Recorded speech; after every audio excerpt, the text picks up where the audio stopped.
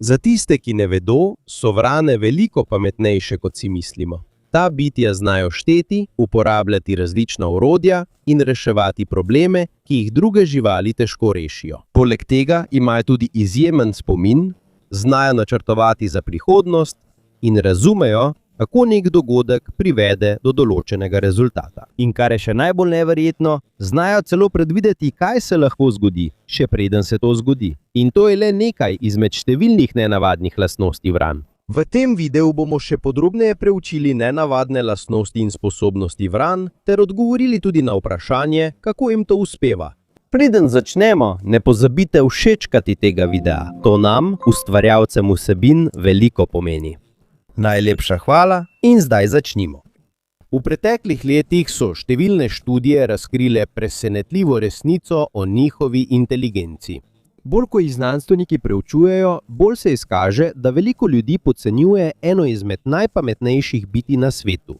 Pravzaprav so že dolgo nekateri ljudje opazili, da imajo vrane izjemno inteligenco. In to ne velja samo za navadne vrane, ki jih poznamo. Sem spada cela družina ptic, znanih kot korvidi. Krokarji, srake, šoje, kavke, vrane in še mnoge druge.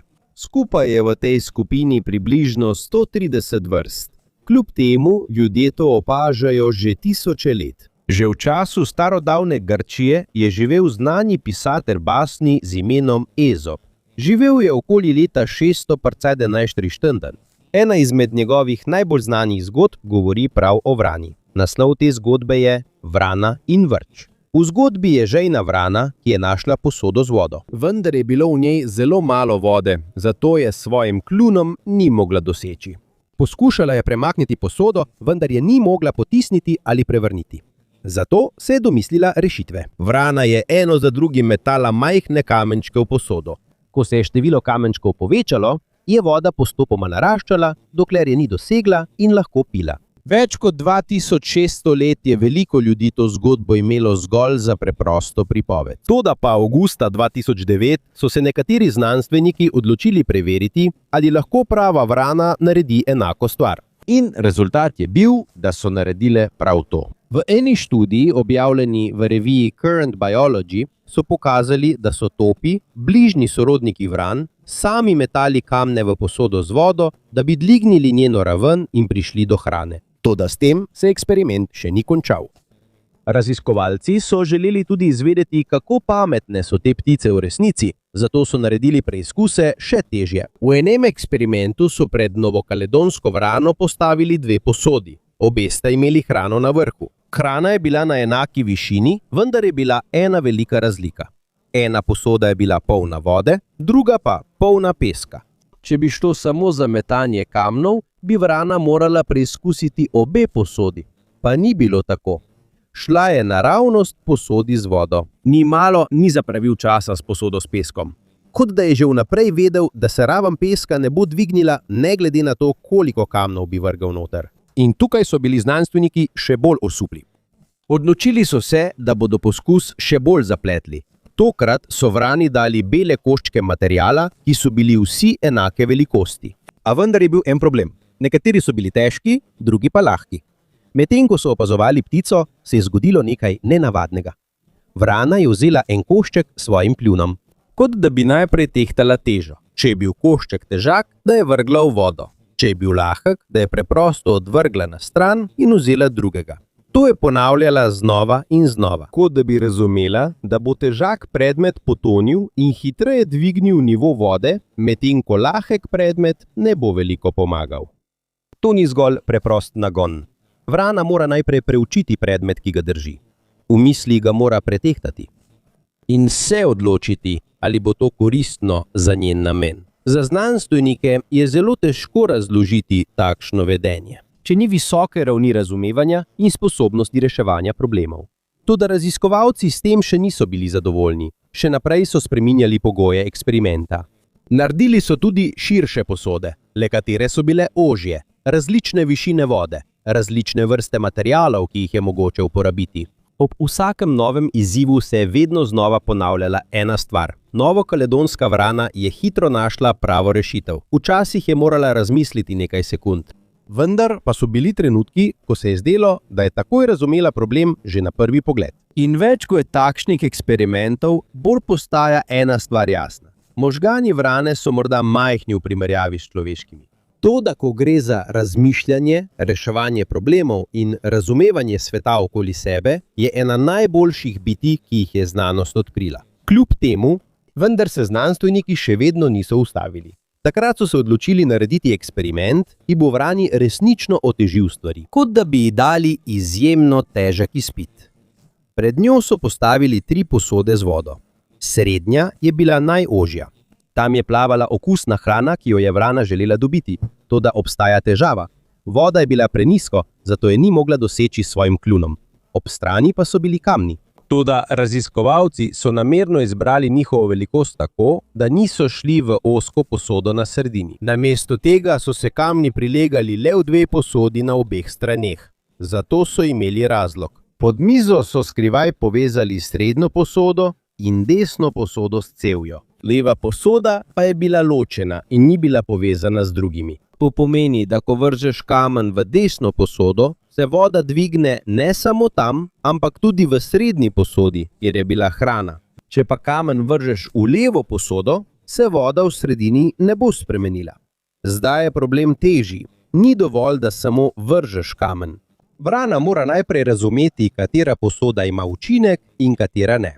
Z drugimi besedami, mora razumeti odnos med vzrokom in posledico. Na začetku je vrana poskusila različne načine, toda po nekaj poskusih se zdi, da je nekaj ugotovila. Zdaj neposredno meče kamenčke v pravo posodo, v posodo, ki je povezana s sredino.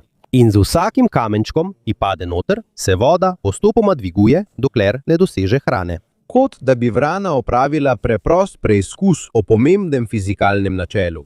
Seveda se tega ni naučila v šoli, vendar je njeno razumevanje res občudovanja vredno. Zdaj, da bi to bolje razumeli, se vrnimo k zgodbi o Arhimedu. Po legendi je nekega dne, medtem ko se je kopal starodavni grški znanstvenik in inženir Arhimed, opazil nekaj nenavadnega. Ko se je njegovo telo potapljalo v vodo, je enaka količina vode izpodrinjena ali potisnjena ven. Takrat je pomislil na pomembno načelo v znanosti. Količina vode, ki je izpodrinjena, je enaka količini predmeta, ki je potopljen v vodo. Zaradi velikega navdušenja je po zgodbi celo tekel naokoli in vzklikal: Eureka! Pomen te besede je našel sem, kljub temu. In če pogledamo eksperimente, se zdi, da vrane niso daleč od tega razumevanja. Morda že dolgo poznajo to načelo na svoj način.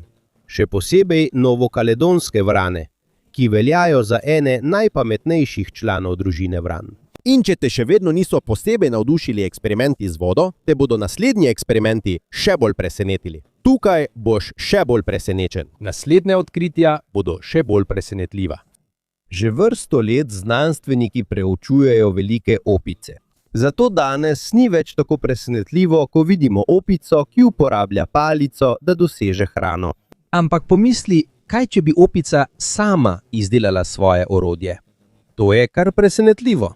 In prav to počnejo nekatere vrane. Eden od razlogov, zakaj imajo znanstveniki tako visoko mnenje o novokaledonski vrani, je njena sposobnost izdelave in uporabe lastnih orodij. In časi se celo strokovnjaki praskajo po glavi zaradi njihove izjemnosti. In točno to se je zgodilo. Leta 2002 so vedenjski znanstveniki z Univerze v Oxfordu opazovali novokaledonsko vrano, ki so jo poimenovali Betty. Kar se je zgodilo potem, je postalo eden najbolj znanih videoposnetkov o inteligenci živali. V eksperimentu je bila majhna posodica s hrano, ki so jo postavili v dolgo cev. Betty vidi hrano, vendar je ne more doseči, ker je cev predolga. Dali so ji kratek kos žice. Sprva je večkrat poskušala doseči hrano s tem, vendar ji ni uspelo. Nato se je zdelo, da je prišla na misel neka ideja. Svojim kljunom je upognila žico, dokler ni postala kljukasta. Ko ji je to uspelo, je lahko enostavno izvlekla posodo s hrano. In še bolj presenetljivo je, da to ni bila naključje. V 9 od 10 naslednjih poskusov je ponovila isto metodo. Zaradi tega je bila Betty prepoznana kot ena najbolj izjemnih ptic, ki so jih preučevali znanstveniki. Toda za raziskovalce je bil to šele začetek. Ponovno so otežili eksperiment. Tokrat je morala vrana najprej uporabiti kratek palico, da bi dobila daljšo palico. Šele nato je lahko uporabila dolgo palico, da bi prišla do hrane. Kot da mora rešiti dve težavi, preden dobi nagrado. Toda to za Beti ni bila težava. Hitro je razumela pravilen vrstni red korakov in dobila hrano. Sčasoma so poskusi postajali še bolj zapleteni. Toda novokaledonske vrane so znova in znova kazale svoje izjemne miselne sposobnosti. In obstaja ena študija, ki je resnično zmedla znanstvenike. Alice Auersperg z Univerze na Dunaju in Alex Kacelnik z Univerze v Oxfordu Sta izvedla serijo eksperimentov, da bi ugotovila, ali lahko vrane izdelajo orodja iz ločenih delov. 8 novokaledonskih vran je sodelovalo v preizkusu. Najprej so jim dali dolgo palico, ki so jo lahko uporabile, da so dosegle hrano v posodi. Nalogo so zlahka opravile.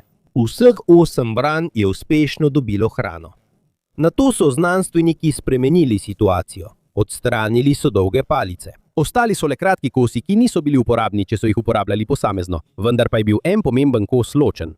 Ngunit may isang mahalagang detalj. Te kose je bilo mogoče združiti, da bi ustvarili daljšo palico. Nekateri kosi so bili ožji, drugi pa širši. Ko je bil ožji kos vstavljen v širšega, je nastalo dolgo orodje. Presenetljivo so 4 od 8 vran takoj našle rešitev, čeprav jih tega nihče ni naučil. Združile so kose skupaj, naredile so daljšo palico in dobile hrano. Toda izziv se s tem še ni končal. Raziskovalci so ga še otežili. V novi različici eksperimenta palic ni bilo več mogoče neposredno združiti. Uporabiti so morali poseben priključek ali adapter, da so sestavili pravo orodje. In tukaj se je v skupini pojavil pravi genij. Potem, ko je pregledala predmete pred seboj, je vrana razumela, čemu služijo adapterji. Ni samo sestavila dolge palice iz 3 delov, uspela je celo sestaviti še daljše orodje iz 4 ločenih kosov. Za številne znanstvenike je to eden najmočnejših dokazov, da vrane ne sledijo le instinktu, načrtujejo in analizirajo. In tu se še ne konča. Že od nekdaj so znanstveniki verjeli, da samo ljudje znajo izdelovati orodja. Nato so odkrili, da to znajo početi tudi šimpanzi. Kasneje.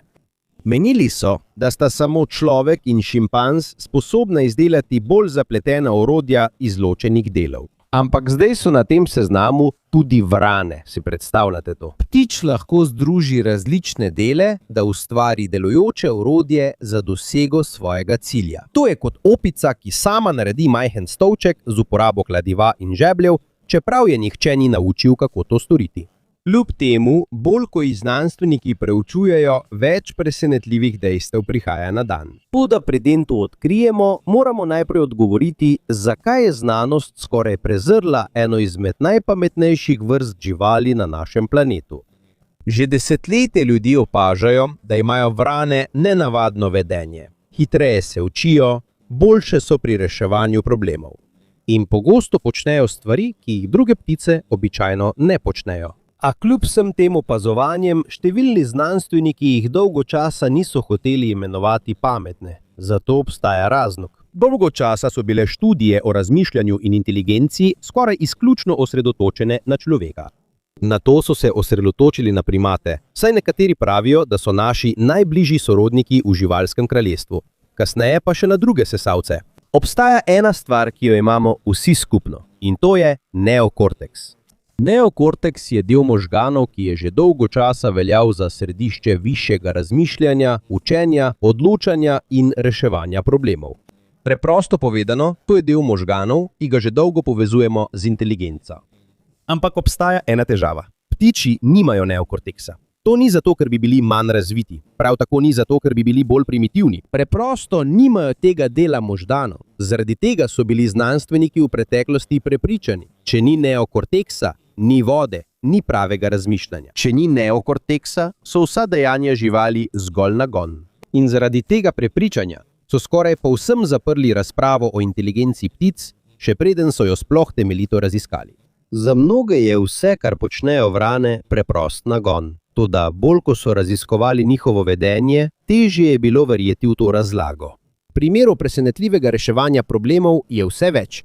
Vse več je opazovanj uporabe orodij in vse več je dokazov, ki kažejo, da se v njihovih majhnih možganih dogaja nekaj globljega, dokler niso prišli laboratorijski poskusi, ki jih ni bilo več mogoče prezreti. In rezultat je pokazal, da nekateri člani družine vran niso le enakovredni številnim sesalcem, ko gre za inteligenco.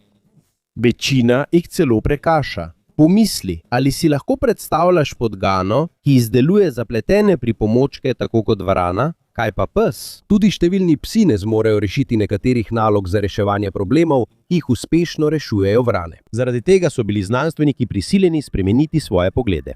Obstajajo 3 dejstva, ki jih ne morejo več zanikati. Prvič, ptice nimajo neokorteksa. Drugič, pri sesalcih je neokorteks pomemben za inteligenco. In tretjič, ptice imajo inteligenco, še posebej družina vran. Torej, obstaja samo en logičen zaključek. Možgani ptic so drugače zasnovani kot pri sesalcih. Ne potrebujejo neokorteksa, da bi bile inteligentne. Imajo svoj lasten način. In tukaj se je začela ena največjih sprememb v preučevanju inteligence živali. Ko so znanstveniki dobili sodobnejšo tehnologijo, kot sta slikanje možganov in tomografija, so lahko opazovali dejavnost možganov ptic, ne da bi jim bilo treba odpreti lobanjo. In tam so odkrili presenetljivo skrivnost. Možgani vran so kot majhen superračunalnik. Najprej imajo manjše nevrone. Zaradi tega imajo več nevronov, ki se prilegajo v isti prostor. Drugič, njihovi nevroni so zelo gosto razporejeni v možganih. Več živčnih celic je nameščenih na manjšem prostoru. In s tem se še ne konča. Znanstveni iz Karlove univerze skupaj z raziskovalci z Univerze na Dunaju in Univerze Vanderbilt so ugotovili, da je gostota nevronov pri vranah in papigah skoraj 2-krat večja kot pri opicah in celo do 4-krat večja v primerjavi s podganami. Obstaja še ena pomembna podrobnost. Poleg tega, da so majhni in gosti, imajo njihovi nevroni tudi več povezav med seboj. To pomeni, da je izmenjava informacij v možganih hitrejša. In ko združimo vse te lastnosti, nastane zelo učinkovit sistem za obdelavo informacij. To je eden od razlogov, zakaj lahko vrane počnejo stvari, za katere smo včasih mislili, da so značilne samo za primate. In včasih je kar malo strašljivo pomisliti, kako pametne so. Naprimer, kaj če vam povem, da obstajajo vrane, ki znajo uporabljati prodajne avtomate? Da, prav ste slišali. Obstajajo vrane, ki so se naučile uporabljati napravo, da dobijo nagrado. In to ni zgolj preprosta trik. To je bil eksperiment, narejen zato, da bi izmerili, kako hitro se lahko te ptice naučijo nečesa, česar v naravi še nikoli niso videle. Sarah Gelbert z Univerze v Cambridgeu je razvila ta preizkus. Njen cilj je bil preprost. Želela je izvedeti, kako hitro se bodo vrane naučile, ko bodo soočene s povsem novo situacijo. In rezultat je bil še en dokaz, da so vrane morda pametnejše, kot si mislimo. To so naredile. Pripravili so nalogo, ki jo je skoraj nemogoče povezati z običajnim življenjem ptice. Izbrani material: papir. V naravi vrana nima nobenega razloga, da bi uporabila papir za iskanje hrane. Torej, če uspejo rešiti to težavo, to pomeni, da resnično razmišljajo in se ne zanašajo le na instinkt ali pretekle izkušnje. Za eksperiment so raziskovalci naredili preprost avtomat za ptice. Takšen je njegov mehanizem. Ko v majhno režo vstavijo kos papirja, kot nagrada iz avtomata pade kos mesa. Na začetku so vranam najprej pokazali, kako uporabljati avtomat. Kmalu so hitro razumele sistem. Naučile so se, da je papir kot plačilo, meso pa je nagrada v zameno. Ampak seveda, znanstveniki še vedno niso bili zadovoljni. Ponovno so otežili preizkus. Tokrat so vranam dali velike kose papirja, ki niso šli v režo prodajnega avtomata. Da bi dobile hrano, so najprej morale ugotoviti, kako papir narediti dovolj majhen, da bo šel skozi režo. In zgodilo se je nekaj presenetljivega. Po besedah Sare Gelbert je skoraj polovica tistih, ki so poskusili, so samoiniciativno prišle na idejo, da papir raztrgajo na manjše dele. Nihče jih tega ni naučil, nihče jim ni pokazal primera. Same so prišle do rešitve. A to še ni bil najbolj kul del. Raziskovalci so želeli izvedeti, ali si vrane lahko zapomnijo pravo velikost papirja, tudi brez kakršnih koli navodil. Zato je vsaka od 8 vran dobila svoj avtomat.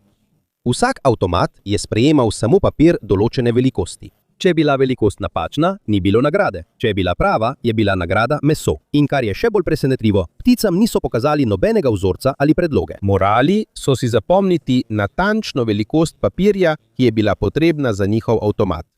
Nato so to sami naredili. In uspelo jim je. Zapomnili so si pravo velikost in naredili papir, ki je bil točno tak, kot so ga potrebovali, da so dobili svojo nagrado. Pravzaprav so se naučili uporabljati preprosto obliko denarja. Zaradi tega so znanstveniki dobili novo vprašanje. Resnično.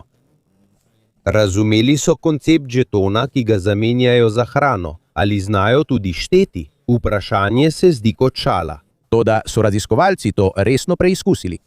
Na univerzi v Tübingenu sta Helen Dietz in Andreas Nieder želela ugotoviti, vrane res znajo šteti. Da bi bili prepričani v rezultate, sta na 2 vrani namestila posebne nevronske senzorje, da bi spremljala dejavnost njunih možganov med izvajanjem eksperimenta.